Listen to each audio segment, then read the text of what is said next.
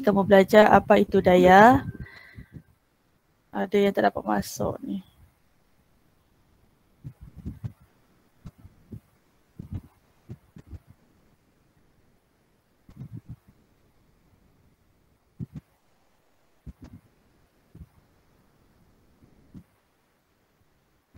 Sekejap lah.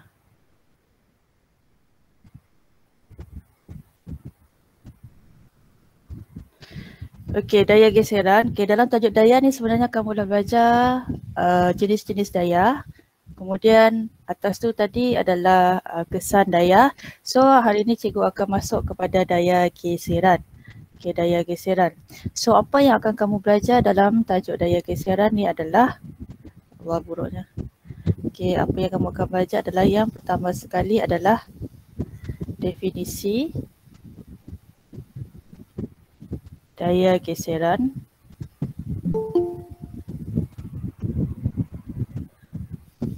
Yang kedua, kamu akan belajar faktor yang mempengaruhi daya geseran.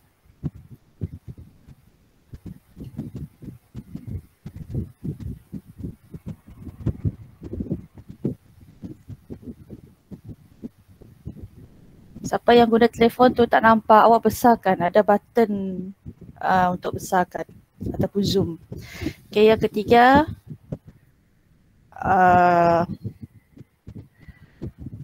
kesan kebaikan ataupun keburukan.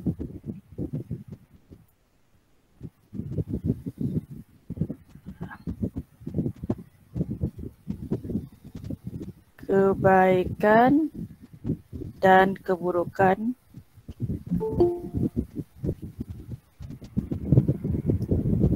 daya geseran.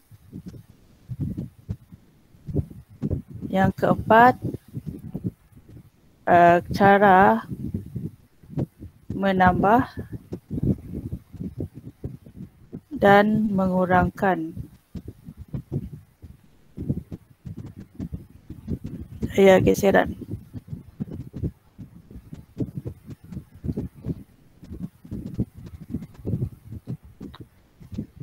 So, kita akan terus masuk kepada okay, so ni akan kamu belajar 4 perkara ni, dia agak panjang sedikit, terutamanya poin nombor 2. So, kita fokus yang pertama dulu kepada definisi daya geseran dan bagaimana daya geseran itu bertindak. Okay, so murid-murid, saya dah suruh kamu baca kan? So, apa maksud daya geseran?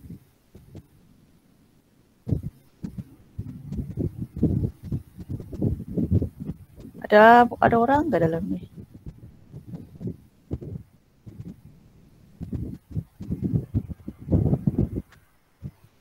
Maksud daya geseran?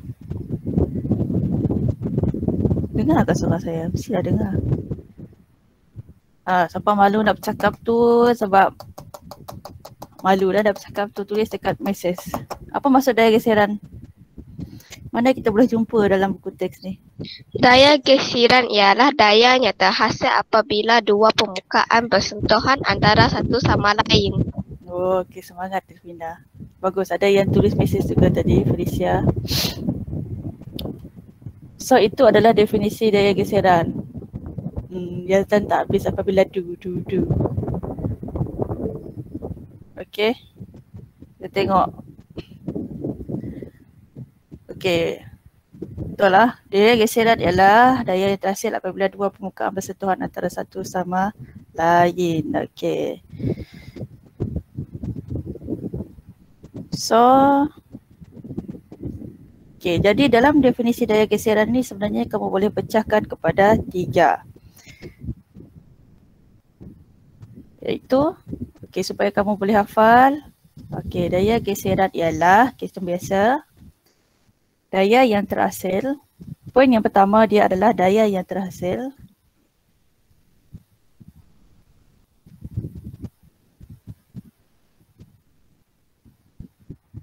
Poin yang kedua, apabila dua permukaan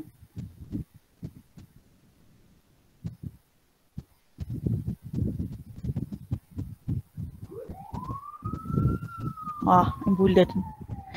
Apabila dua permukaan bersentuhan antara satu sama lain.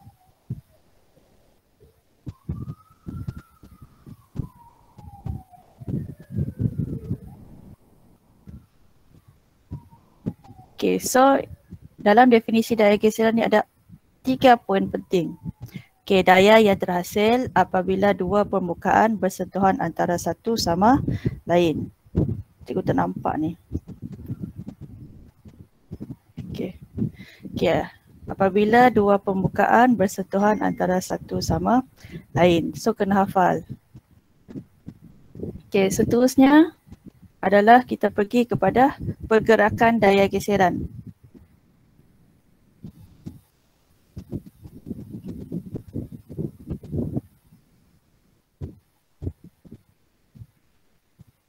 Okay, bila kita lihat buku teks muka surat 100, okay, dekat sini ada situasi di mana murid-murid sedang bermain carom. So, buah carom ini bergerak disebabkan oleh daya yang dikenakan semasa menjentik. Manakala buah carom pula berhenti kerana ada daya geseran di antara buah carom dengan permukaan papan carom. Okay, jadi dekat sini, okay, kita lihat gambar aja di dalam buku teks muka surat 101. Perhatikan semula pergerakan buah carom tadi. Tahukah kamu di manakah arah daya geseran?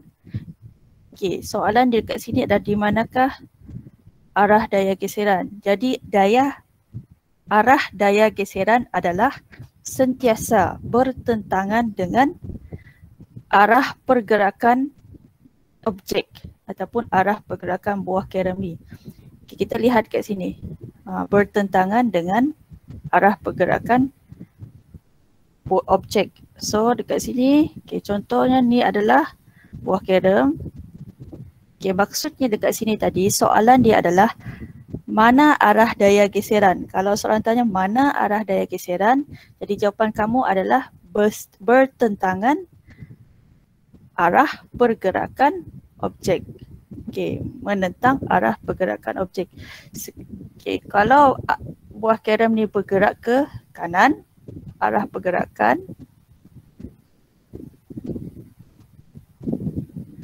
So,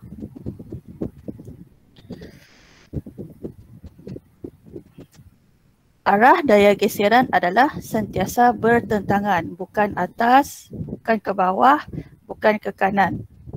Okey, ia adalah bertentangan dengan arah pergerakan objek. So ini adalah arah daya geseran. Okey. Sebaliknya, kalau arah pergerakan carom ke sebelah kiri, maka arah daya geseran pun sebelah kanan sebab dia mesti bertentangan. Ingat, arah daya, ni poinnya dekat sini, ni poin. Arah daya geseran bertentangan dengan arah pergerakan objek.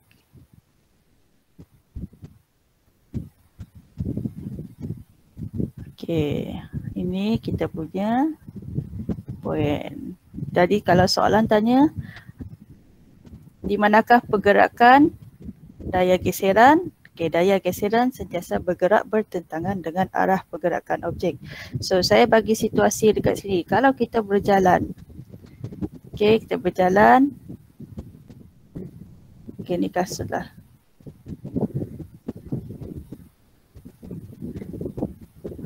Kalau kita berjalan ke sana, bergerak arah berjalan. Siapa tu?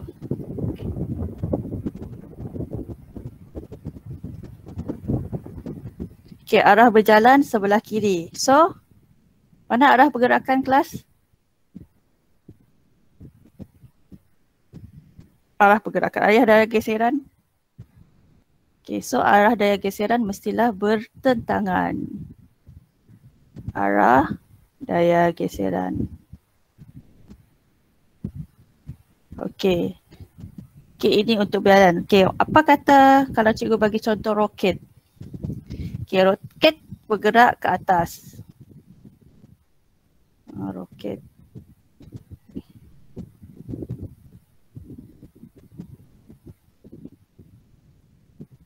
Okay, contoh ni roket. Okay, arah pergerakan roket. Okay, arah pergerakan roket. Merah ni arah pergerakan. Okay. So, seperti poin ni tadi,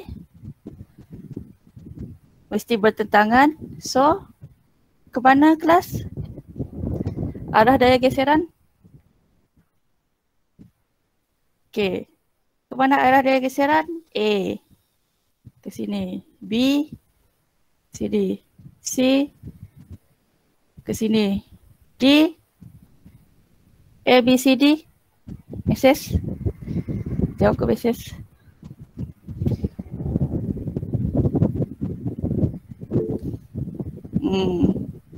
Jawapan dia? Dikot. Dikokot. D. Ada pula tanya soalan. Okay, so yes. E pula. Ada E A, B, C, D je. Okay, so ya betul. Kebanyakannya, okay, ingat mesti bertentangan. Bertentangan. So, arah daya geseran adalah bertentangan. Okay.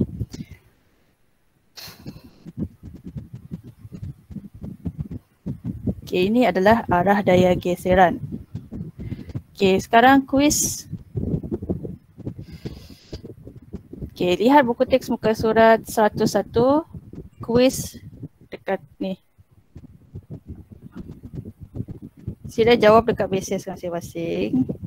Cikgu nak tengok. Okay, daya geser. Jawab betul ataupun salah. Lihat buku teks. Sedia dekat mesej nombor 1.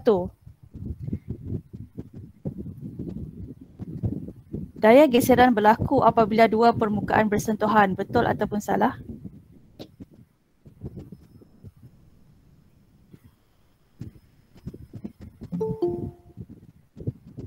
Okay, betul.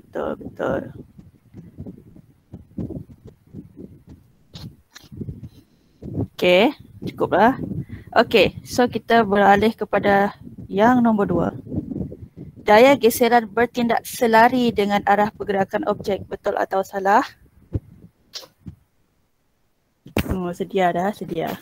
Sedia jawapan nombor 3 apa sih? Okay, tunggu cikgu tanya dulu. Soalan nombor 3. Belum lagi, soalan nombor 2 masih.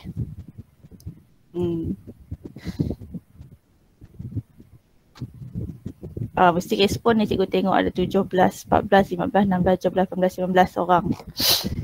Okay, soalan nombor 3. Daya geseran sentiasa melawan arah pergerakan objek. Betul atau salah?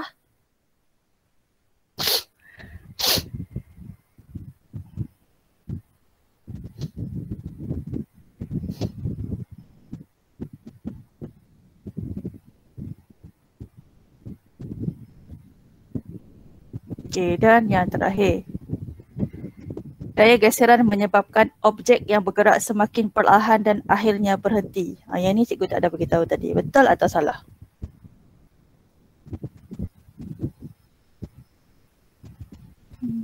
Kot.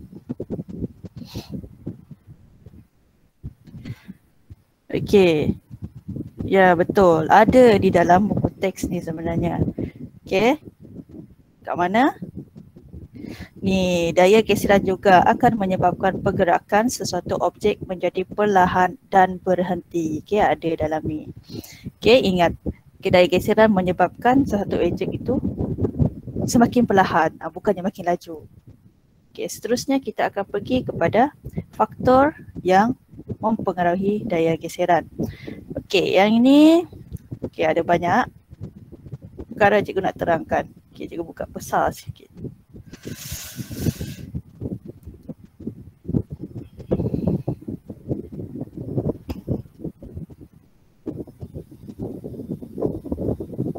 Kecil.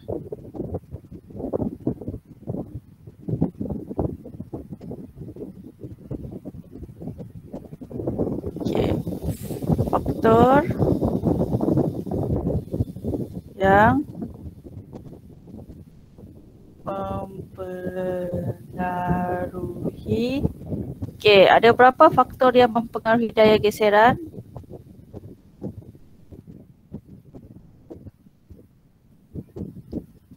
Okey, sebelum tu cikgu dah suruh kamu baca kan? Ada berapa faktor yang mempengaruhi daya geseran dan apa faktor tu? Senaraikan. Soalan 1, A, ada berapa faktor, dan kedua senaraikan. Izati terbalik kamera awak.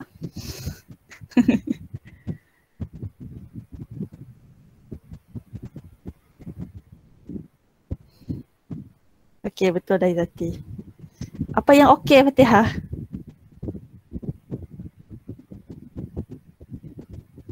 Awak tak dapat buka mic kah? Ke cikgu dah tutup mic awak semua?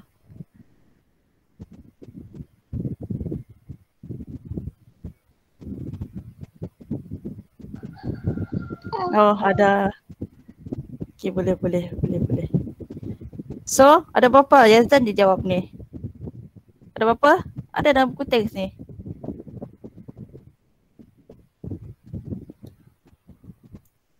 Dua. Ya, dua. Apa dua tu? Nombor 1 apa? Nombor 2 apa?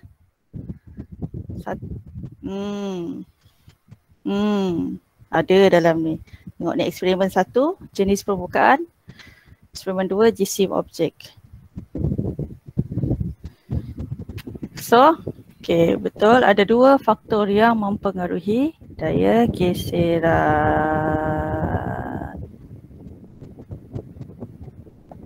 Okey. So, yang pertama adalah, cikgu nak terangkan berkaitan dengan faktor yang pertama, iaitu apa tadi? Jenis permukaan. Okey, dalam ni ada penyiasatan . Okey, faktor pertama cikgu akan terangkan adalah jenis permukaan.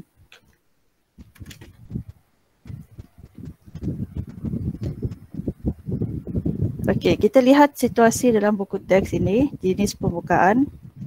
Okey, masalahnya adalah ada dua permukaan iaitu lantai simen dan rumput. Okey, troli yang manakah lebih mudah ditolak jika jisim troli adalah sama? Okey. Yang mana satu lebih mudah kelas? A ataupun B? Lebih senang ditolak? A. Oh, terkejut saya. A.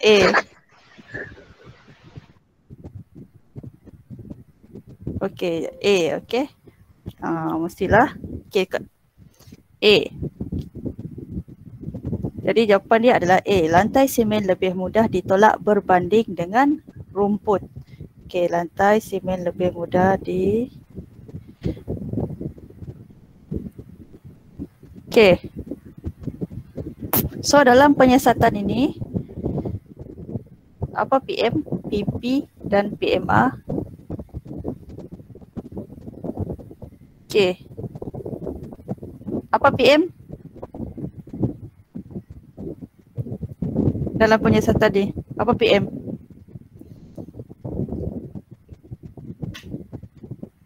Jawab lisan boleh, tulis mesej boleh. Apa PM dalam penyiasatan ni? Jenis permukaan, dia ke?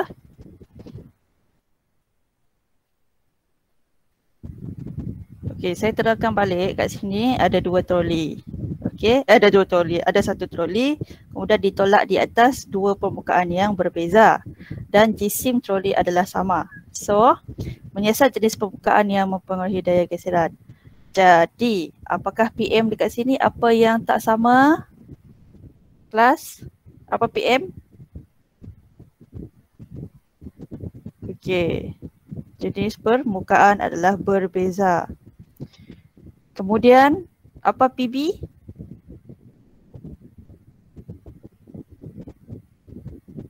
Apa PB? Apa yang awak nak perhatikan?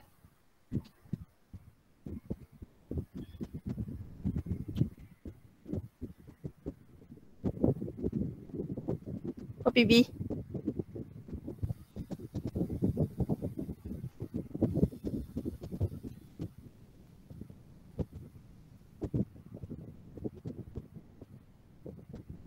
Daya geseran. Sama ada apa yang ni? Daya geseran. Sama ada troli itu lajukah tidak. Tapi macam mana nak tulis dia? Troli yang mudah ditolak. Troli. Lagi? Idea tu dah ada. Tapi macam mana nak tulis tu? Haliza ni. Sistem troli. Ni salah ni. Idea tu dah ada.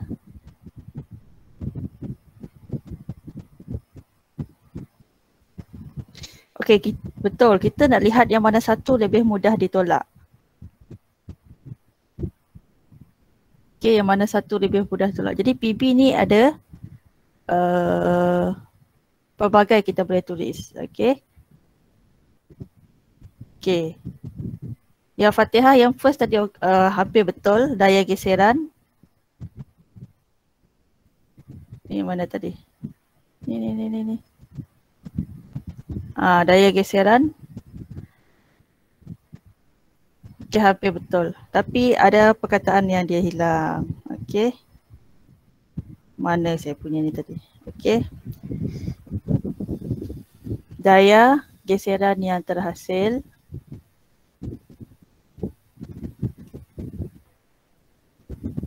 Dan satu lagi. Yang Haliza kata tadi. Okay, yang mana satu lebih mudah ditolak. Okay, tapi kamu kena guna perkataan yang sesuai. Iaitu kamu boleh tulis daya, daya pula. Siapa tulis tu?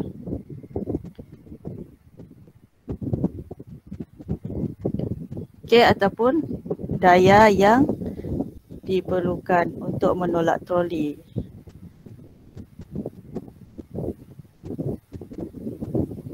Okay, jadi daya yang diperlukan. Jadi A, daya yang diperlukan sedikit berbanding dengan B.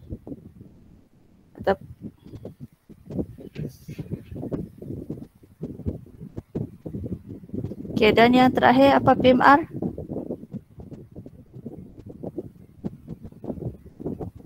Apa PMR? Apa yang sama?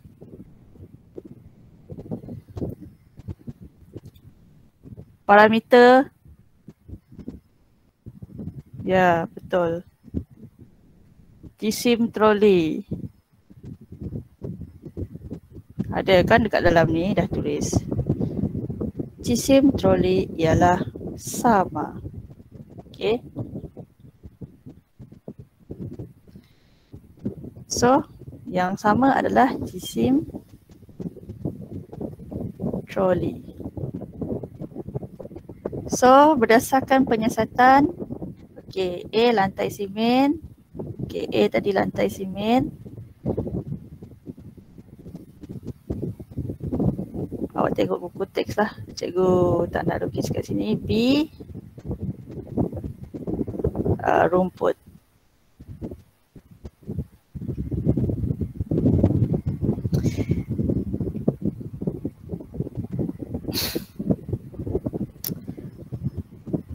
Okey, soalan 1. Apakah yang dapat kamu perhatikan pada jarak yang dilalui oleh ketebalan di atas muka tersebut? Okey. Tadi Fatihah ada kata jarak troli tadi kan, ada juga. Pun boleh juga sebenarnya. Cikgu tak perasan tu tadi. Mana tadi Fatihah tulis?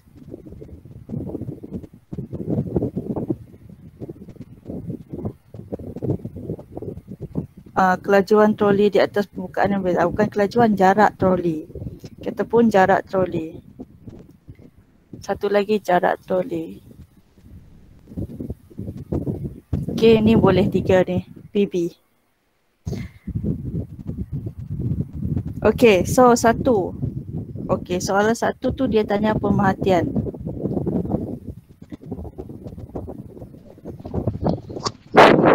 Apa saya buka mic ni. Okey, soalan satu. So, jawab dekat mesej. Apakah pemerhatian?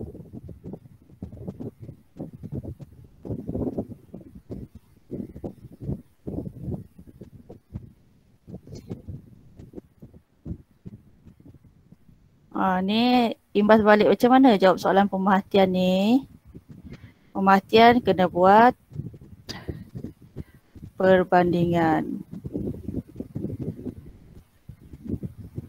Kata kunci berbanding ataupun manakala. So, what is the answer, class? Kamu boleh guna mana-mana PB dekat dalam ni and tulis jawapan pemerhatian.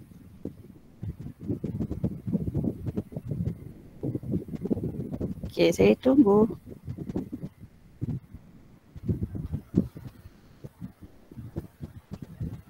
Okey, apa pemerhatian?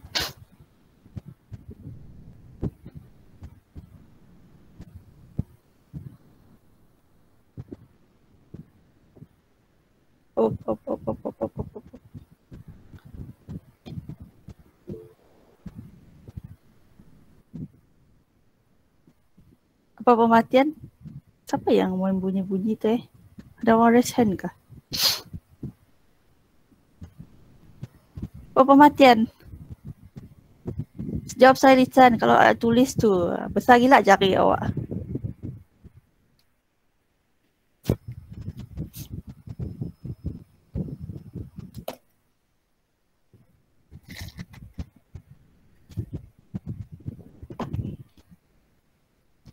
Apa pemerhatian?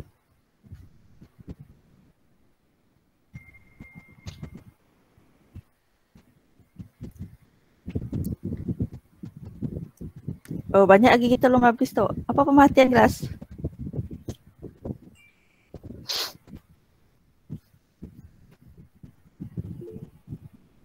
Sorry, di atas pembukaan sini memerlukan sedikit daya geseran. Apa ye. Apa?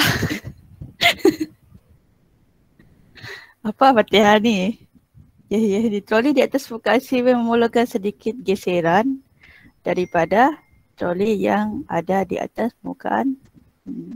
Okey, perkataan memerlukan ni ganti dengan menghasilkan. Bolehlah tu. Walaupun awak tak ada kata kunci yang saya berikan, tapi jawapan awak betul. Okey, so jawapan yang paling tepat adalah okey. Sambil-sambil tu tulislah dalam buku nota tu. Jangan tengok saja. Okey. So, guna perkataan berbanding. Okey, jadi lantai, simen dan rumput. Okey, kita guna jarak troli lah ataupun daya geseran yang terhasil. Okey, kita guna daya geseran yang terhasil lah.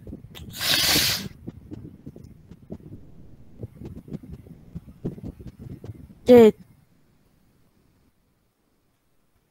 Salah cikgu, bukan guna PB ni. Silap itu inference. Okey. Pemerhatian adalah yang mana satu lebih senang ditolak. Okey, yang mana satu lebih senang ditolak adalah di atas lantai simen. So, troli di atas lantai simen lebih mudah ditolak berbanding di atas rumput. Okey, itu pemerhatian. Okey, nombor 2. Tuliskan hipotesis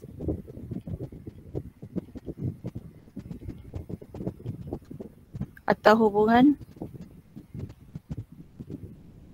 Okey, kata kunci semakin corak PM semakin corak PB.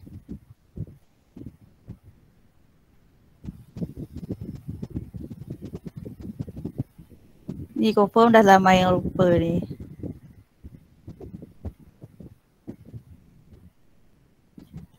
Okay. Apa? Yang ni suka kamu buat kan? Apa? Hipotesis.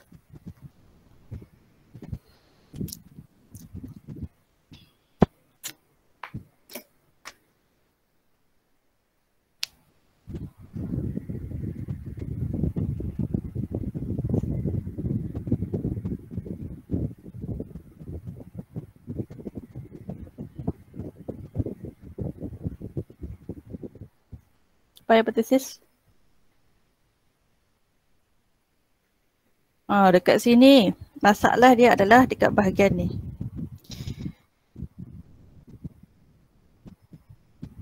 Ni. Okay. Corak perubahan untuk PM. Kamu tak dapat tulis semakin bertambah jenis permukaan. Tak boleh. Okay. Tak sesuai ayat tersebut. Okay. Jadi corak perubahan untuk PM kamu ganti dengan perkataan kasar atau licin. Okay, jadi jawapan dia adalah semakin kasar jenis permukaan, semakin bertambah daya geseran ataupun daya yang digunakan untuk menolak troli pun boleh. Okey, ingat ni. Ni CP. Ni CP. Ni PM. PB. Okey, daya geseran yang terhasilkan boleh. Okey. So, dekat sini kamu dah tahu berkaitan dengan jenis permukaan. Okey. Faktor yang pertama iaitu jenis permukaan. Okey, kalau dalam soalan dia tak semestinya guna lantai simen dan rumput. Dia akan guna kaca, kertas pasir, batu bata, jalan raya dan sebagainya. Jadi awak sendiri kena tahu menilai yang mana satu lebih kasar dan lebih licin dan yang mana satu mempunyai daya geseran yang tinggi. Okay, so kita move kepada faktor yang kedua. Yang ini lebih mudah berbanding jisim objek. Okay, sekarang tuliskan terus apa PM, apa PB, apa PMR. Sebab bila awak lihat dekat sebelah ni kamu dah tahu apa PM sebelah sini. Apa PM, apa PB, apa PMR.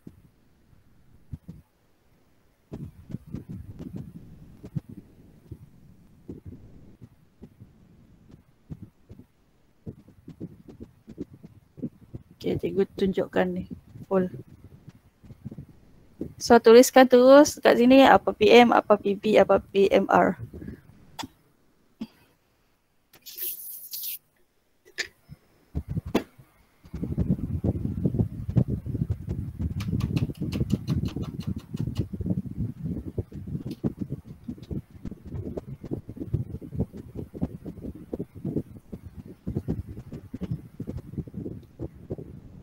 Halo guys, ada guys?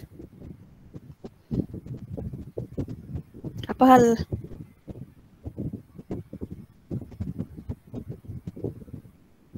Kenapa, siapa nama tu tadi?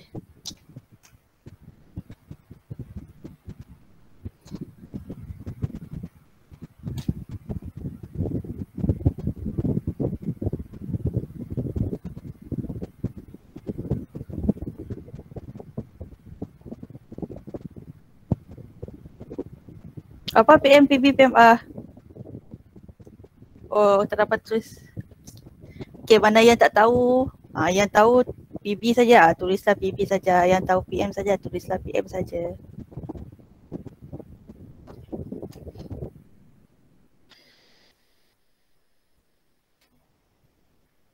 kelajuan saat menggeser objek, jisim, almari, lori mainan. Okey, berdasarkan ni lupa cikgu. Berdasarkan penyiasatan di dalam muka surat 103.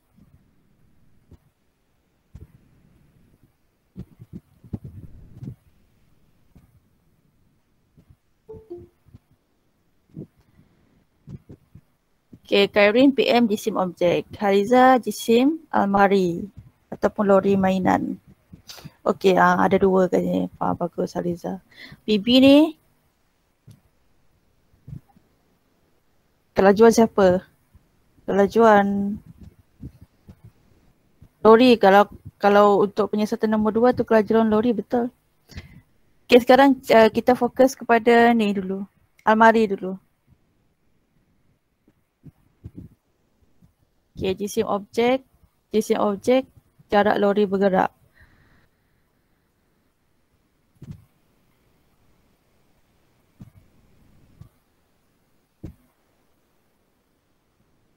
Okey, ikut Okay, dalam soalan ni, dalam buku teks ni dia ada dua sebenarnya, cikgu tak.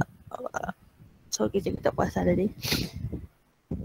Oh, cikgu dah nampak. Okay. Mana cikgu punya tu?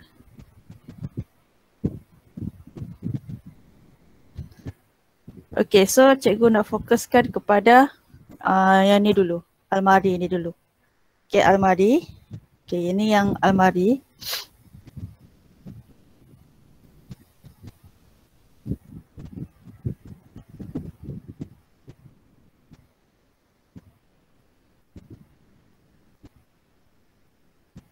Okay, cikgu fokus yang almari dulu. Almari.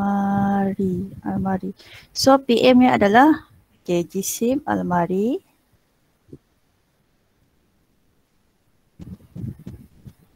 PB adalah PB sebenarnya kamu boleh ambil mana-mana satu sini. Daya geseran yang terhasil ataupun daya yang diperlukan. Okey, daya geseran yang terhasil ataupun daya geseran yang terhasil ataupun daya yang diperlukan.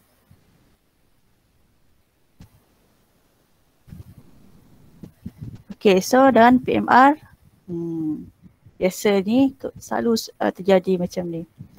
Okay. Kalau ada dua faktor macam ni, bila salah satu jadi PM, salah satu akan jadi PB. Cross.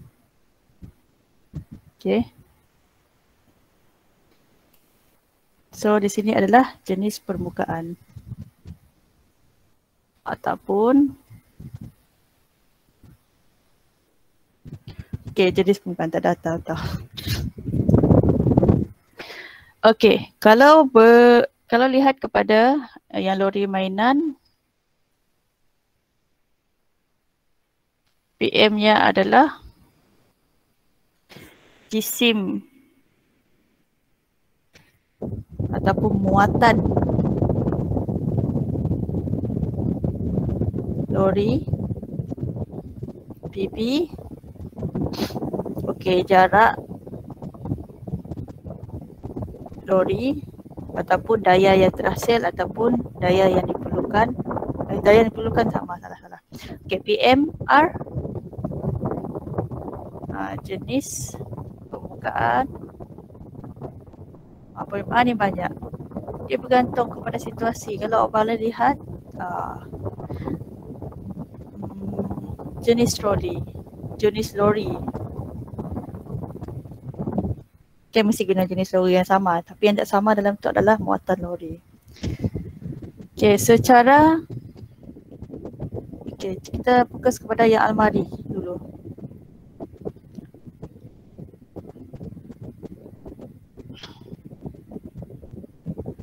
Okay, kita fokus kepada almari. Okay, apakah pemerhatian?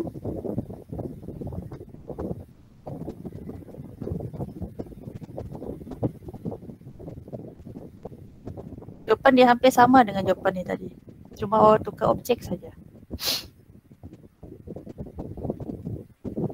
So, answer kelas.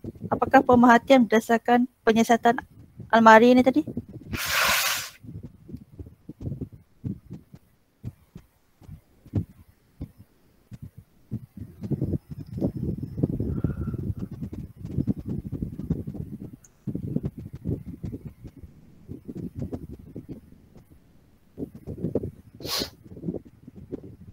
Halo?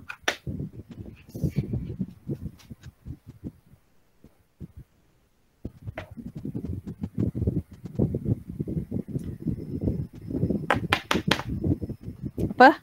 Pemerhatian? Oh, nampak barang cikgu.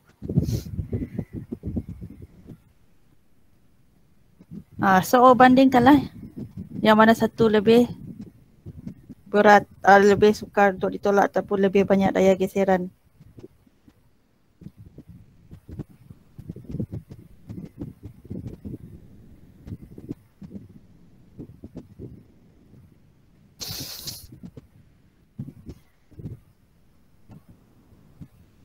Okey, contoh dia tadi. Okey, almari. Cikgu lupa bagi tahu situasi dekat sini. Awak ni tak berbunyi-bunyi. Okey. Jangan campur dengan lori mainan. Wait. Kejap ah. Okey, contoh almari A. Okey, boleh juga jawapan Erikson. Almari A 20 kg. Almari B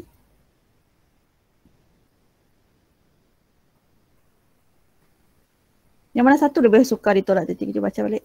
Almari ini sukar digerakkan. Tak ada dia tulis A atau B. Tak apa. Cikgu tukar sebab Erikson dah bagi jawapan macam tu. Contoh ni tadi adalah 50 kg. Ni adalah 20 kg. So, apakah pemerhatian anda? Okey, ni senang sikit awak nak buat.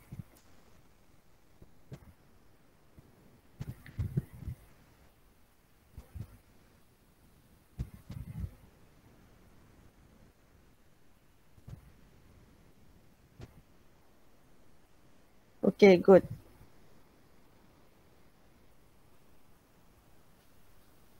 Almari B lebih senang ditolak.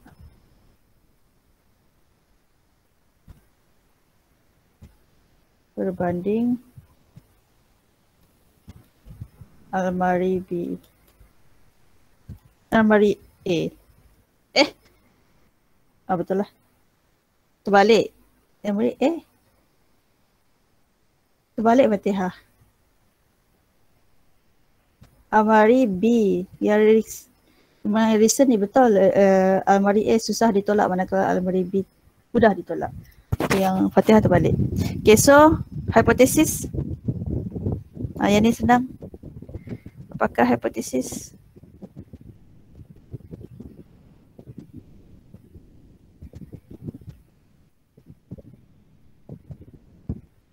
Semakin.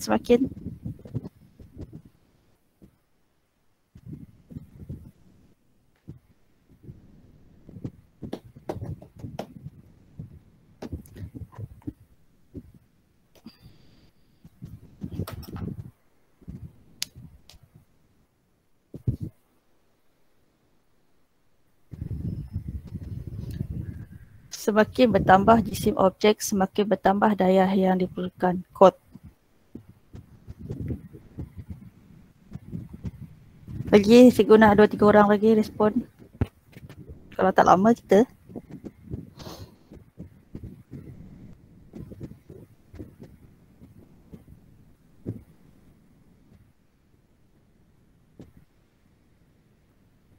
Semakin bertambah jisim almari, semakin bertambah daya geseran. Okay, betul. Hariza, ayat awak daya geseran yang diperlukan. Daya geseran tu bukan diperlukan. Semakin yang Haliza tu ada silap sikit dekat PB dia.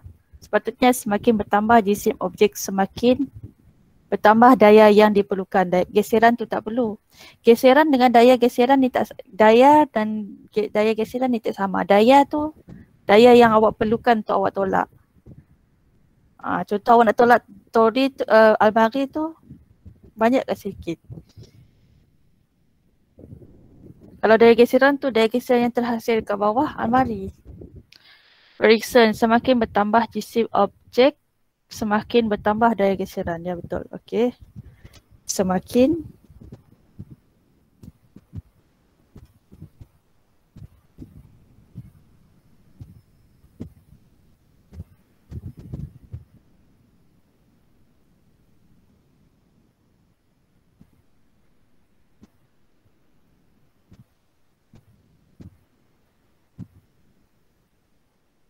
salah.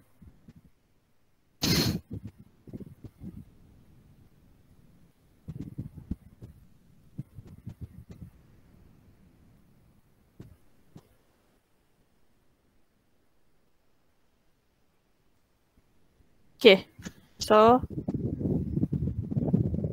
kita selesai untuk faktor yang mempengaruhi daya geseran. Okay, so kita dah settle 1 dengan 2. 3 dan 4 ni ya senang saja.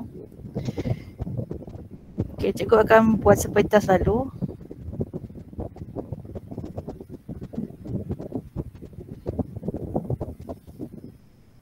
Okey, kita beranjak kepada kesan daya geseran. Okey.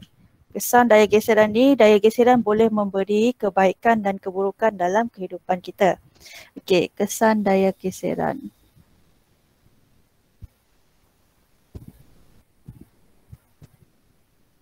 Okey, cikgu boleh pecahkan dia kepada kebaikan dan keburukan.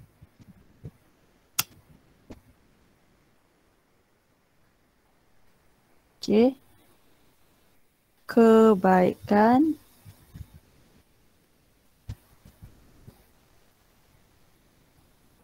dan keburukan.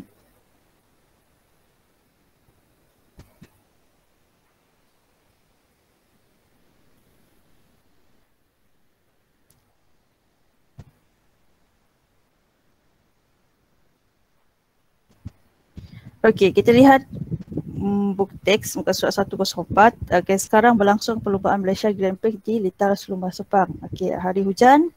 Okey, bila hari hujan, semua perlumba menuju ke ruang perhentian bagi menukar tayar.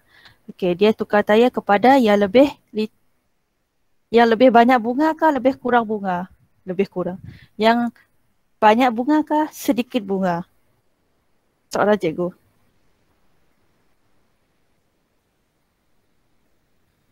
Banyaklah, banyak kot. Okey. Banyak, ya betul. Lebih kepada banyak bunga. Okey, sebab hari hujan jadi licin. Jadi dia tukar kepada tayar yang lebih banyak bunga. Jadi sebelum ni hari tak hujan dia guna yang kurang bunga. Mungkin dia nak cepatkan apalah awak share Jamboard dengan saya. Jadi apa lu? Tentu cikgu. Jadi kalau hari biasa, hari tak hujan dia guna yang lebih licin jadi supaya dia lebih laju lah artinya. Okay, so kita lihat. Okay, kebaikan daya geseran. Okay, cuba gosokkan kedua-dua tangan kamu. Mengapakah tangan kamu berasa panas? Jadi daya geseran ni sebenarnya boleh menghasilkan haba. Okay, jadi apakah kebaikan daya geseran? Yang pertama adalah membolehkan kita memegang objek.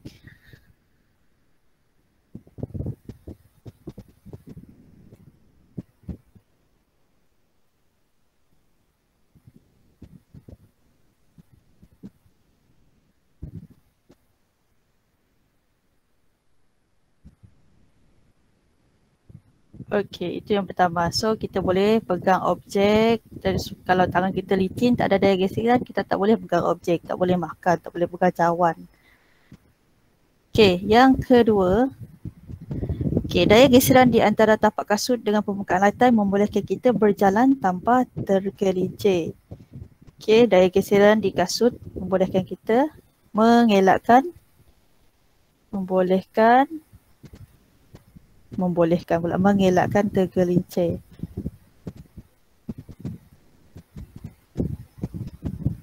Aku ringkaskan, tergelincir. Okey, nombor 3. Daya geseran membolehkan objek kekal pegun. Okey, pegun ni maksudnya tidak bergerak. Okey, membolehkan objek pegun.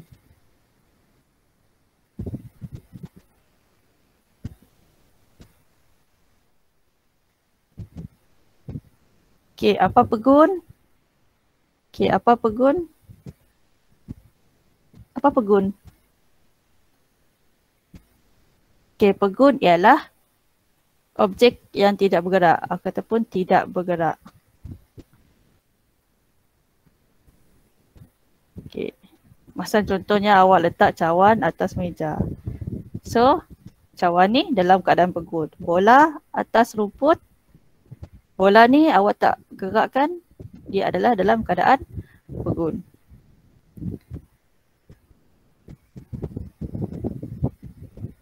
Dapat padam kelihatan ni. Okey, seterusnya adalah keburukan. Terdapat juga keadaan apabila daya geseran menimbulkan masalah. Okey, daya geseran menyebabkan meja ini sukar digerakkan sebab terlalu tinggi daya geseran. Okey, berdasarkan situasi di bawah yang terkesan buruk daya geseran. Okey, contohnya basikal ni. Mengapa basikal kamu berbunyi? Okey, basikal saya berkarat. Jadi daya geseran menghasilkan bunyi yang tidak diingini. Kemudian brek basikal saya tidak berfungsi. Tayar basikal kamu pun botak. Brek kamu pun dah haus. Daya geseran mengakibatkan permukaan menjadi haus. Okey, ada beberapa poin dekat sini. Menghasilkan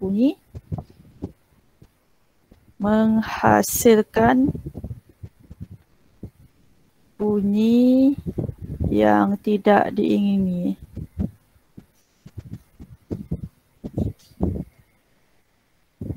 Nombor 2, mengakibatkan permukaan haus.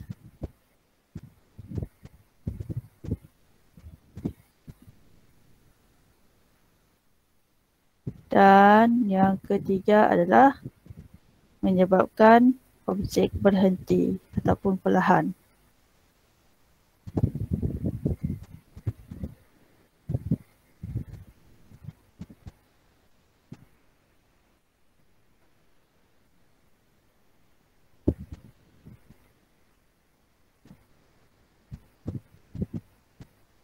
Okey, so itu adalah kesan daya geseran dan kita terus bergerak kepada cara untuk menambah dan mengurangkan daya geseran. Okey, ikut geseran ni.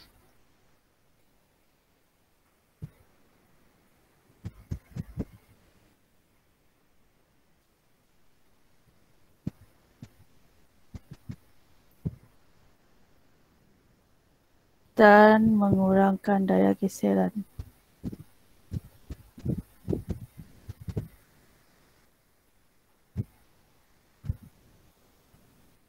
Okey, so kita boleh menambah dan mengurangkan daya geseran dengan menggunakan pelbagai kaedah. So yang pertama, kita pergi kepada menambahkan daya geseran.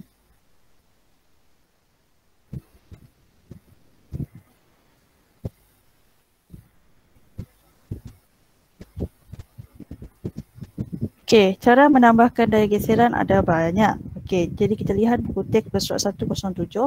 Terdapat beberapa keadaan yang memulihkan lebih daya geseran untuk membantu kita menjalankan sesuatu kerja.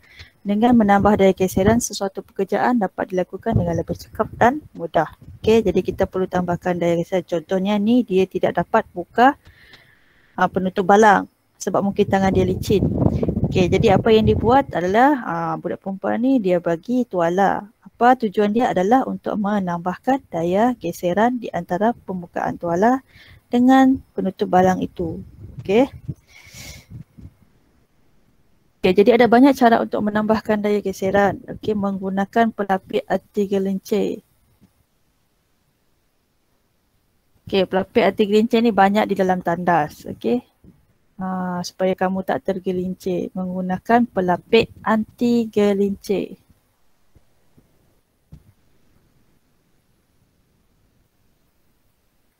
Okey, nombor 2,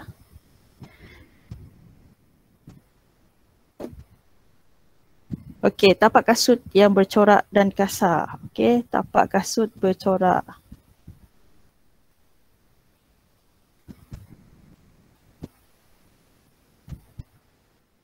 Okey, jadi sebab itulah kalau beli kasut, kamu mesti cari tapak kasut yang sesuai dengan apa awak nak buat, nak berlari ke, nak bergimnastik ke. Okey. Kalau yang licin tu awak akan mudah tergelincir. Kemudian pelapik tertikus.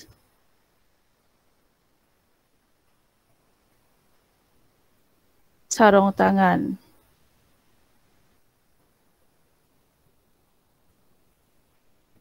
Okey, dan ni adalah orang angkat berat. Orang angkat berat ni biasanya awak tengok dalam TV, dia akan letak tepung. Tu bukan tepung.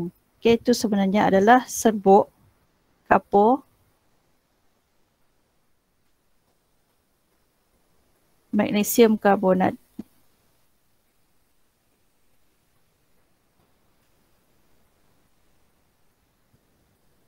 Okey. Sekarang kita pergi kepada mengurangkan daya geseran.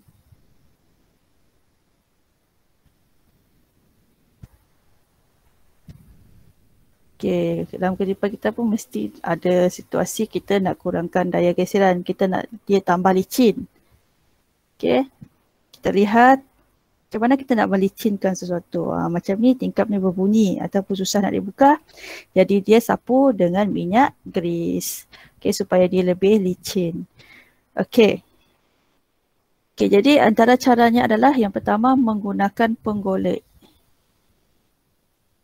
Menggunakan penggolek dan roda atau roda. Yang kedua, minyak pelincir.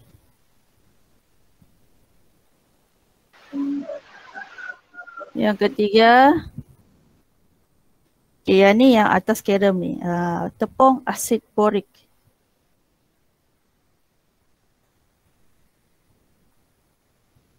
Dan yang seterusnya adalah menyapu lilin. Siapa yang buka mic tu? Okay, so kalau kita lihat kat sini, penyelesaian masalah pun ada situasi dia. Pisau ni dah tumpul, patut lama susah nak potong. Jadi macam mana kita nak tajamkan dia, kita asah di atas batu asah. Kemudian yang ni,